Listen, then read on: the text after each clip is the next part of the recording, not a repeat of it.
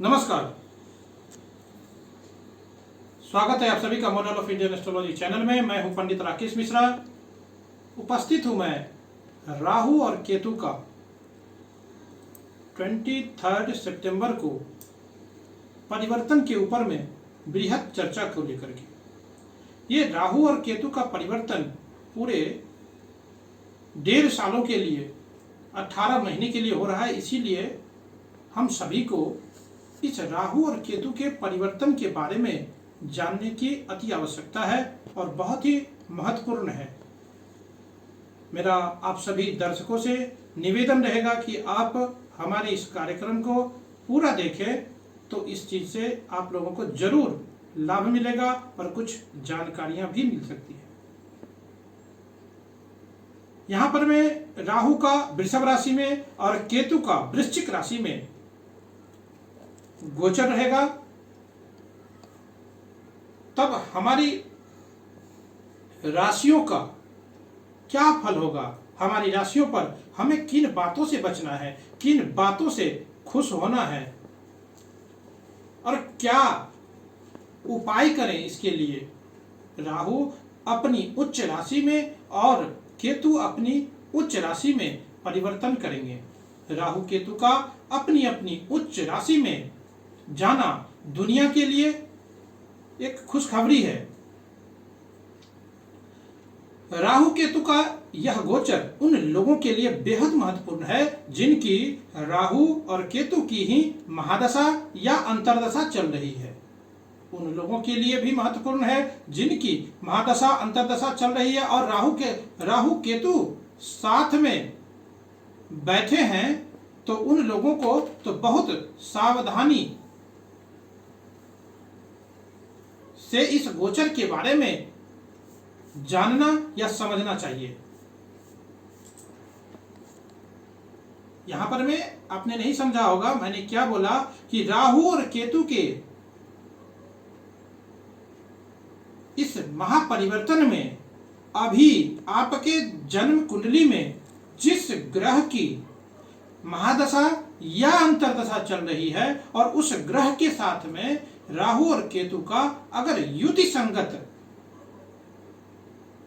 अगर युति है, प्रतियुति है यहां पर में, तो इसलिए उसके लिए भी ये कार्यक्रम समझना, इस राशि परिवर्तन राहु केतु का, इसके बारे में जानकारी लेना, ये बहुत ही अति आवश्यक हो जाता है।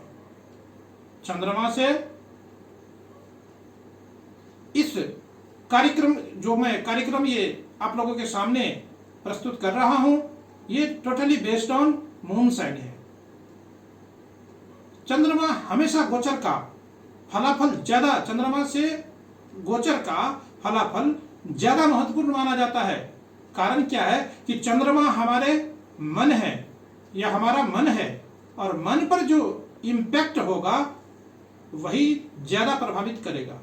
यह चंद्रमा से देखना इसलिए भी महत्वपूर्ण हो जाता है क्योंकि पूरा वैदिक ज्योतिष चंद्रमा के नक्षत्र पर ही टिका हुआ है।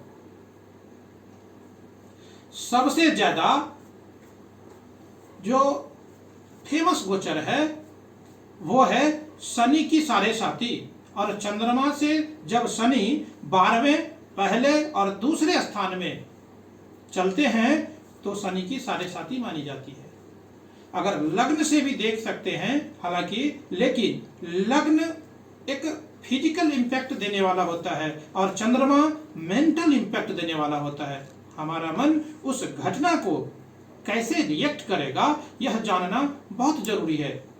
हालांकि आप इसे दोनों से देख सकते हैं, लग्न चंद्रमा, लेकिन ज्यादा ध्यान आप चंद्रमा से राहु कहां जा रहा है उस पर देखिए। राहु केतु को बहुत लोग बहुत बुरा ग्रह मानते हैं और यह अत्यंत पापी ग्रह भी कहा जाता है।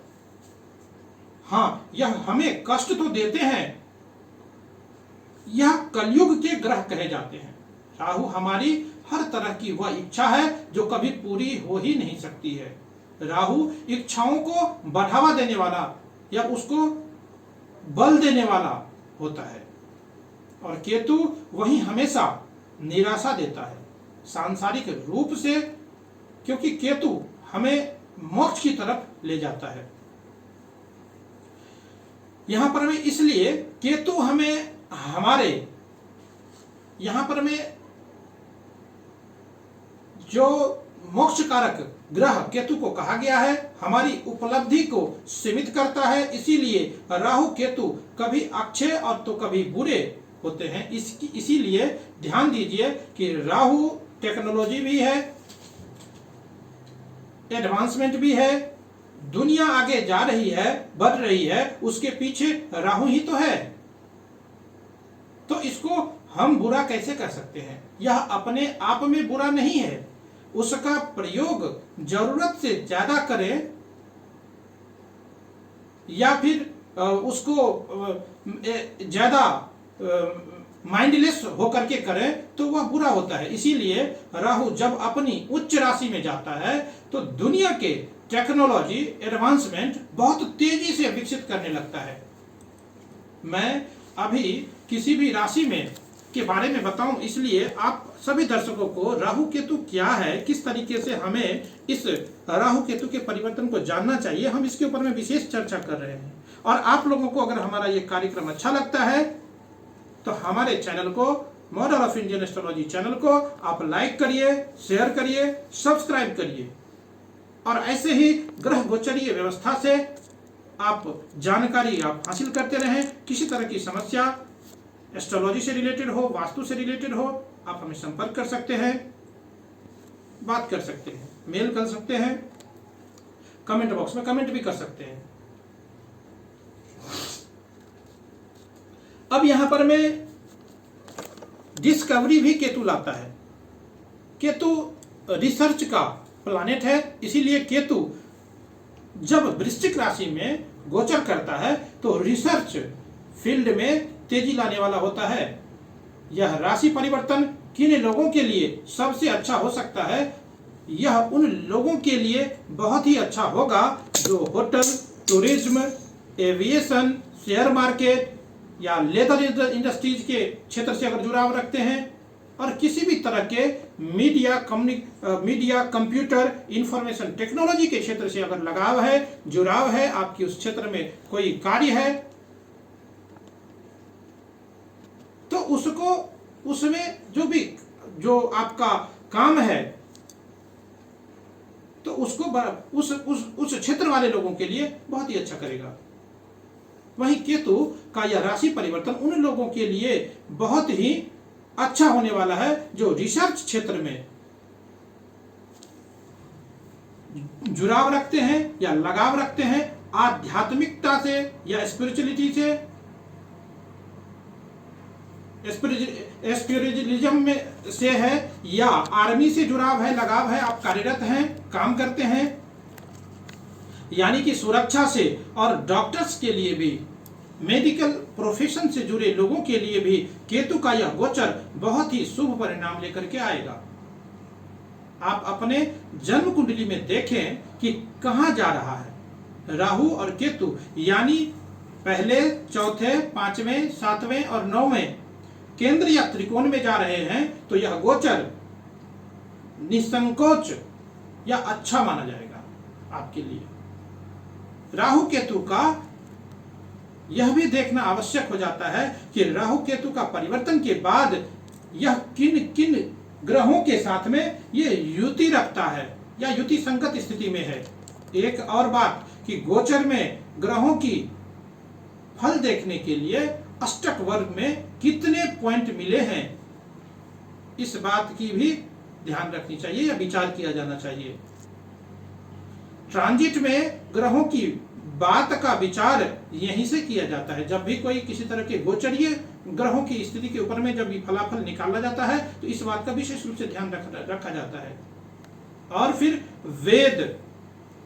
वेद का मतलब होता है ऑब्स्ट्रक्शन। देखिए कि राहु और केतु जहां से गोचर कर रहे हैं वहां से वेद पॉइंट में कोई ग्रह है कि नहीं है, यानी कि अलग अलग ग्रहों के अलग अलग वेद पॉइंट होते हैं। शनि केतु एक जैसा वेद देते हैं और बुध राहु जैसा वेद देते हैं।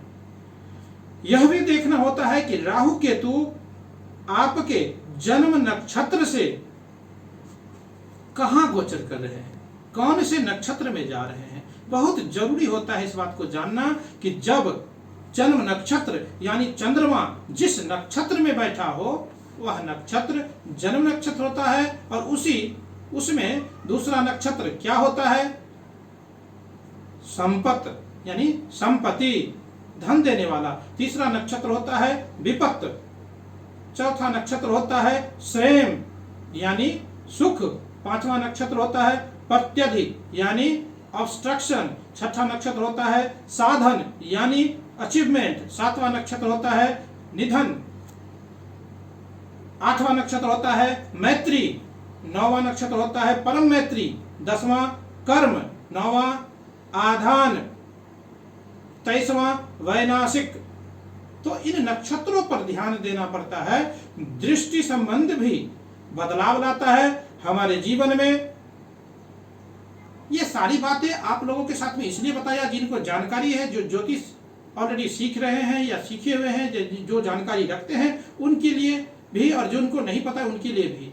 तो ये सारी जानकारी अब जानने के बाद अब बात करेंगे कि राशियों के ऊपर में इसका क्या प्रभाव होगा। आज हम बात करने जा रहे हैं धनु राशि। धनु राशि के ऊपर, धनु राशि वाले जातकों के लिए राहु का यह गोचर 6th हाउस में होने जा रहा है।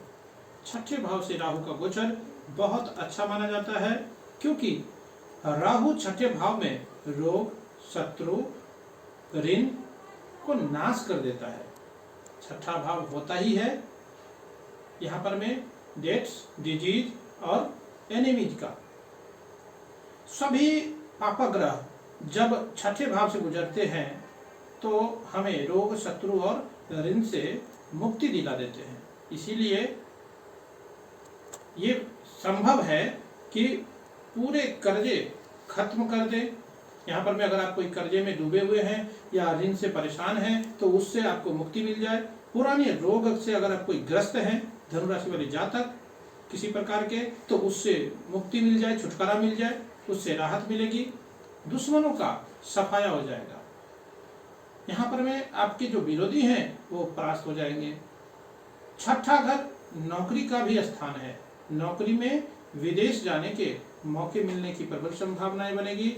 अच्छा समय है फॉरेन में पोस्टिंग के लिए मौके का। जो लोग पीआर के लिए अप्लाई कर रहे हैं, कोशिश कर रहे हैं, उनके लिए ये समय बहुत ही अच्छा है। देखिए, ये जो राहु और केतु का गोचर है या किसी भी गोचर कुंडली के देखने के हिसाब से हम बात करें तो आप एक बात का हमेशा नोटिस करिए। आप अपनी कुंडली, जन्म कुंडली को देखिए कि अभी की परिस्थिति क्या है, इसका आकलन करिए। क्योंकि अगर हम किसी तरीके से परेशान हैं, अगर कहीं ना कहीं अगर शनि के ऊपर में चंद्रमा की दृष्टि है, हम मानसिक बहुत परेशानी में है, चिंता में है, हम बहुत क्रुशियल समय से गुजर रहे हैं, तो अच्छे इन गोचर के बारे में जितना अच्छा बोला गया उस अच्छे समय का हम अनुभव नहीं कर पाते उस समय में। तो इसलिए इस सारे राशिफलों के कार्यक्रम, क्योंकि ये सारा राशिफल का कार्यक्रम हमारे चंद्र राशि के ऊपर में आधारित होता है, और हमारे जितने भी जन्म कुंडली के हिसाब से जो गोचर चल रहा है, किसकी अंतरदशा, किसकी महादशा है, तो इसके ऊपर में पूरा का पूरा डिपेंड करता है। हालांकि ये गोचर का फायदा आपको तभी मिल पाएगा जब आप इस करंट परिस्थिति में, करंट स्थिति में, क्योंकि आपके शनि की साढ़े साथी का अंतिम चरण भी चल रहा है, तो कहीं ना कहीं आप मानसिक रूप से चिंतित थे, परेशान थे, तो उसमें बहुत ज्यादा फायदा आपको दिखाई या अनुभव नहीं हो पाएगा। लेकिन अगर आपकी जन्म कुंडली में ग्रहों की स्थिति अच्छी है तो आप जरूर इसका लाभ उठाएंगे। यहाँ पर मैं कि धनु राशि वाले जातकों के लिए केतु का यह गोचर आपके 12वें स्थान में हो रहा है, और 12वां भाव केतु को बहुत ही प्रिय है, क्योंकि केतु तो है ही मुक्ति का प्लानेट। यहाँ पर में 12वां घर को मोक्ष का स्थान भी कहा गया है, नींद का स्थान भी कहा गया है, तपस्या का घर भी कहा गया है, गूढ़ विद्या या गूढ़ ज्ञान का घर भी कहा गया है। केतु इन्हीं सब चीजों को रिप्रेजेंट करता है। केतु का 12वें स्थान से गोचर व्यक्ति को यहाँ पर में शक्ति या शांति, बोलिए शांति प्रदान करेगा। मन में उत्साह को बढ़ाएगा, मन के भीतर ज्ञान का प्रकाश भी आएगा। खर्च कम हो सकते हैं क्योंकि 12वें घर में बैठा केतु आदमी में अच्छे कार्य में, पुण्य कार्यों में, धार्मिक कार्यों में सोच समझकर खर्च करवाता है। यहाँ अच्छा केतु को बता करके राहु यहाँ धनु राशि वाले जातकों के लिए यह गोचर अच्छा होने वाला है। वहीं बात करेंगे यहाँ पर में कि धनु राशि वाले जातक, राहु की दृष्टि आपके कर्म भाव पर पड़ रही है, व्यय भाव पे पड़ रही है और धन भाव पे पड़ रही है। नौकरी के लिए अगर आप प्रयत्नशील कर रहे हैं तो नौकरी जरूर मिलेगी आपको। अगर आप सरकारी कामकाज से किसी भी तरीके से जुड़े हैं, लगे हैं, कोई आपका कार्य है, तो आप उन सभी धनु राशि वाले जातकों के लिए ये समय अच्छा परिणाम देने वाला है। यहाँ पर में ये समय अच्छा रहेगा, आपके काम बनेंगे। कोर्ट कचहरी का मामला अगर कुछ है तो उससे भी आपको लाभ की स्थिति को बढ़ाएगा। पैतृक संपत्ति से अगर कोई वाद विवाद था, कुछ परेशानियां थी, तो उसमें भी लाभ की स्थिति बनेगी। शत्रु परास्त होंगे, पुरानी समस्याओं से छुटकारा मिल जाएगा। यहाँ पर में ट्रांसफर, प्रमोशन या कहीं पोस्टिंग मनचाहा अगर आप चाह रहे थे, तो कुल मिलाकर के राहु और केतु का ये 18 महीने का गोचर, 1.5 साल का यह गोचर धनु राशि वाले जातकों के लिए बहुत ही अच्छा है। अपने केवल खान पान का ध्यान रखें, जिससे कि आप अपने स्वास्थ्य के प्रति मस्त रहें, स्वस्थ रहें। यहाँ पर मैं आप जानबूझ करके एक बात मैं आपको सचेत करके चलूं कि आप जानबूझ करके शत्रु न बनाते हुए चले जाएं। अपने वाणी के ऊपर में संयम रखें और इस समय का लाभ उठाएं। अगर ज्यादा परेशानी अगर आपको लगे तो आप परेशान हो रहे हैं तो आपको गणेश अथर्वशीर्ष का पाठ करना, गणेश जी का जप करना, और ऐसे भी शनि की ढैया अंतिम चरण में चल रही है तो आपको हनुमान जी की पूजा अर्चना करना, ये सारी चीजें आपके लिए फायदेमंद सिद्ध होगा। आप इस गोचर का अच्छा लाभ उठा पाएंगे, समय का सदुपयोग कर पाएंगे, बहुत ही अच्छा अपने लाभ की स्थिति को गेन कर पाएंगे। तो ये था धनु राशि वाले जातकों के लिए राहु और केतु के गोचर की क्या इम्पैक्ट है। आप सभी नए दर्शक अगर जो भी हमारे इस चैनल के ऊपर में हमारे वीडियो को देख रहे हैं, आपको हमारा ये कार्यक्रम अच्छा लगता है तो आप शेयर करें, लाइक करें, सब्सक्राइब करें, बेल आइकन को दबाएं। हम ऐसे ही ग्रह गोचरी व्यवस्था के साथ में आप लोगों के साथ में उपस्थित होते रहेंगे। आज के लिए बस इतना ही। जय सिया राम, जय श्री कृष्ण।